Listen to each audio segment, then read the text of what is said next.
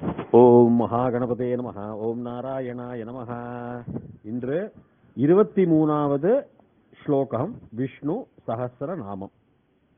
குருர் குரு தமோ தாம சத்யஹ சத்ய பராக்கிரமஹ நிமிஷோ நிமிஷஹ ஸ்ரக்வி வாசஸ்பதிருதாரதீஹி.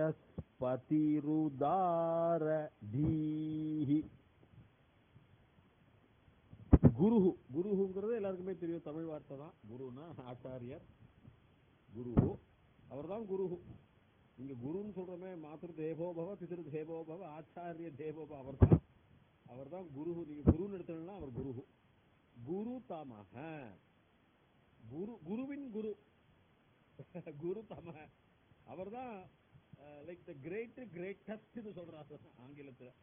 குரு தமஹ, இந்த தமஹங்கிறது ஒரு உபசர்க்கம் இல்லை, பட் அது மாதிரி வரும். குரு தமஹ, அவர் எல்லாத்தையுமே குருவையே சிருஷ்டிச்ச குரு தமஹ. தாமா, குரு குருதமோ தாம.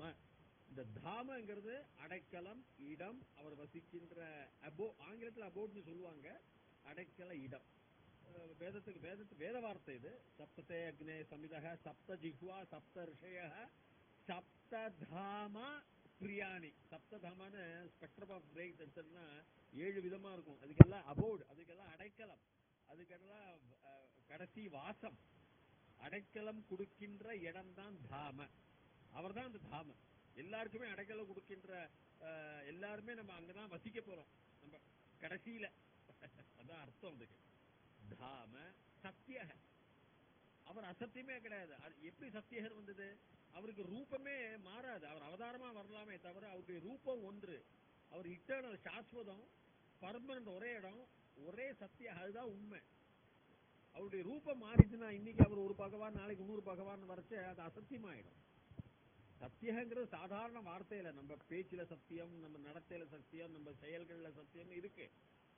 நம்ம பண்ற காரியங்கள்லாம், நம்ம விவகாரங்கள், நம்ம நடைமுறைகள் எல்லாம் சத்தியமா இருக்கணும்னு சொல்லுவாங்க, பொய்யே இருக்கக்கூடாதுன்னு. இவருடைய சத்தியகம் அவருடைய உருவமே மாறாது, அவருடைய நிரந்தரமே மாறாது.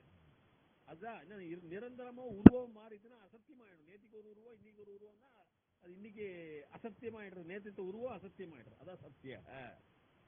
சத்திய பராக்கிரம, சத்தியம். இந்த பராக்கிரம, கிரமங்கிறது நான் சொன்னேன், கிரமமா ரெகுலரா இது பண்ண. பராக்கிரமி, பராக்கிரமம் சொல்லுவாங்க, ஒரு அட்ஜெக்டிவ், உரிச்சொல். அதுனா அதிசக்தி,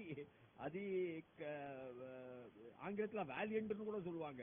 ரொம்ப ரொம்ப கெட்டிக்காரர், இதான் அர்த்தம். கெட்டிக்காரர் அவர் சத்தியத்துல. சத்தியத்துடைய பராக்கிரமனா தலைவர்னு சொல்லலாம் சாமான்யமா, சாதாரண வார்த்தை. பராக்கிரமி அவர் சத்தியத்துல. அவரை விட பராக்கிரமி அந்நிய, அதாவது அவரை விட வேறொரு பராக்கிரமி இல்ல. இன்ஃபைனைட் பிளஸ் 1 இல்ல சத்தியத்துல. சத்திய பராக்கிரம. நிமிஷக, நிமிஷோ நிமிஷக, நிமிஷக பிளஸ் அநிமிஷக. அதான் பிரிச்சோம்னா நிமிஷக அநிமிஷக.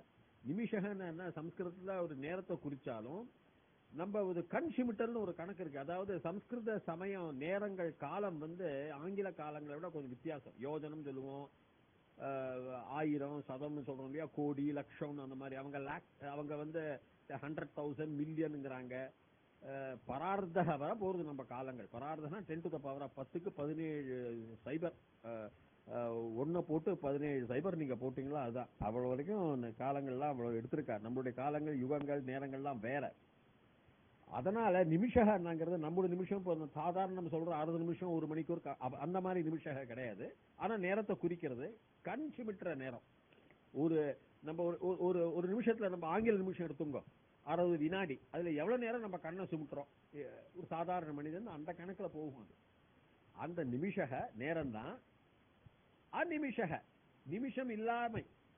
அப்ப நிமிஷமும் அவர் தான், அந்நிமிஷமும் அவர் தான். பாருங்க, நிமிஷம் அவர், அந்நிமிஷக. இது விஞ்ஞான ரீதியா பாக்குறச்ச ரொம்ப உயர்ந்தது. நான் அப்புறம் சொல்றேன். நிமிஷக அநிமிஷக ஸ்ரக்வி, அவர் தான் ஸ்ரக்வி. ஸ்ரக்குனா என்னன்னா மாலை, தொடுத்த மாலைக்கு ஸ்ரக்குன்னு சொல்லுவா.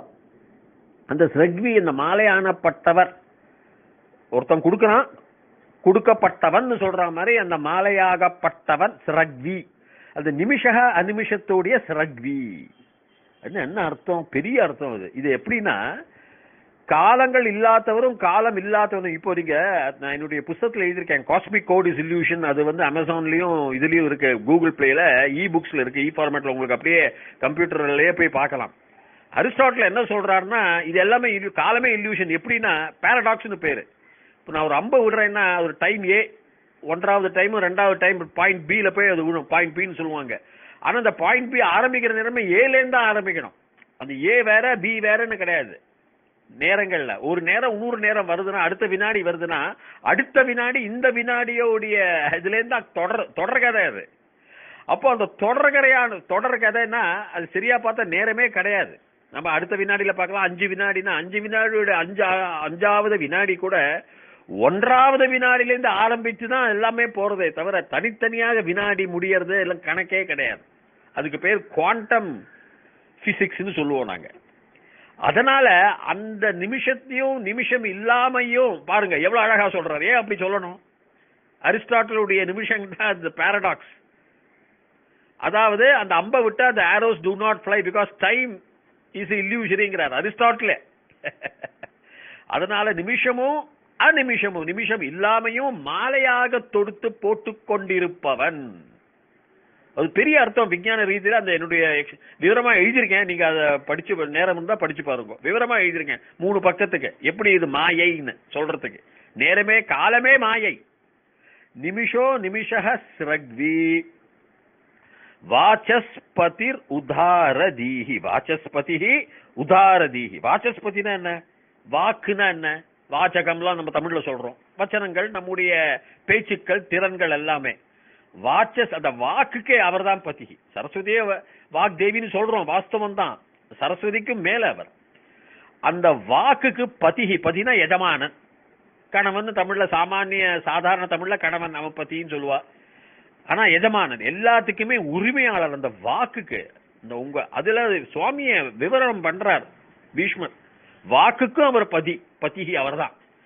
வாச்சஸ்பதிஹி உதார தீஹி. தீஹினா உதாரணா என்ன அர்த்தம்? உதாரணா ரொம்ப ஆங்கிலத்துல ஜெனராசிட்டின்னு சொல்லுவாங்க. ரொம்ப மேன்மையானவர், இளைய இளசு மனசுன்னு சொல்லலாம். ஒன்றுமே தெரியாத ஒரு குசும்புத்தனம் இல்லாதது ஜெனராசிட்டின்னு சொல்லுவாங்க. ஒரு நல்ல குழந்தை மனது மாதிரி, ஒரு தான மனசுன்னு சொல்லலாம்.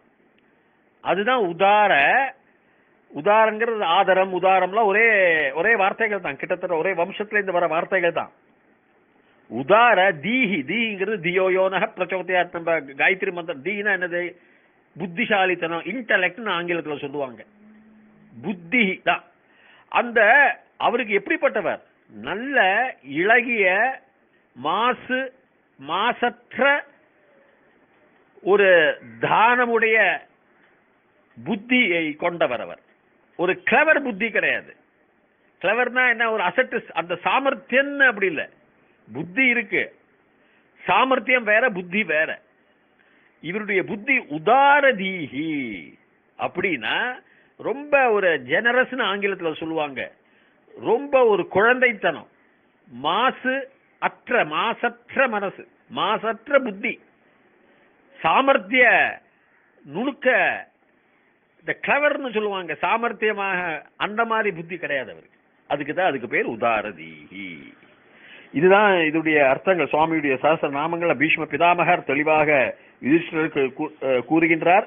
நான் அதோடைய எண்களை கூறுகிறேன். குருஹு 209, குரு தமக 210, தாம 211, சத்ய 212, சத்ய பராக்கிரம 213, நிமிஷ 214, அநிமிஷ 215, ஸ்ரக்வி 216, வாசஸ்பதி உதாரதீஹி. அந்த அப்படியே அது ஒன்னாவே எடுத்துக்கலாம். 217ஆகவே அது ஒரே வார்த்தையாக எடுத்துக்கலாம். நல்ல வாக்கு கூட அதிபதி மதியம் இல்ல, புத்தியும் அவர் மாசற்ற குழந்தைத்தனமான புத்தி அவருக்கு, குசும்பற்ற புத்தின்னு சொல்றது மாதிரி தான்.